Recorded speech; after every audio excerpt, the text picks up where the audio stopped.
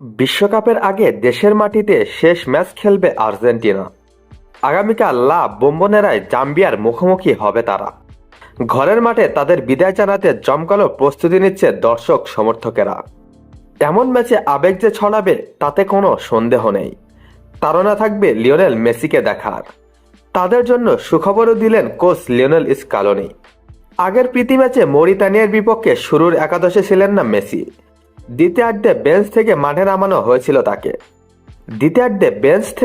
নামানো হয়েছিল তাকে। যতবার বলে তার পা লেগেছে, উল্লাসে মেতেছে গ্যালারি। যদিও খুব একটা সুবিধা করতে পারেননি অধিনায়ক। একমাত্র পরিষ্কার সুযোগ পেয়েছিলেন ৫৫তম মিনিটে। বক্সের বাইরে থেকে নেওয়া তার শট রুখে দেন দিওপ।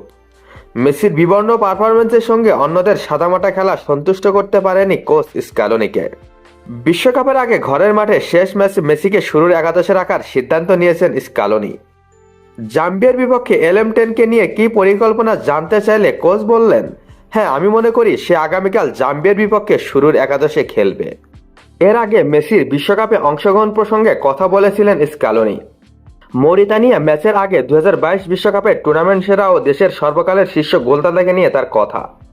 আমি যতদূর জানি আপনারাও সেটা জানেন। তার বিশ্বকাপ খেলা নিশ্চিত করতে আমি সবকিছু করছি। আমি বিশ্বাস করি ফুটবলের ভালোর জন্য তার থাকা উচিত। তবে এই সিদ্ধান্ত নেওয়ার আমি কেউ নই। এটা তার ব্যক্তিগত ব্যাপার, তার মানসিক ও শারীরিক অবস্থার উপর নির্ভর করছে।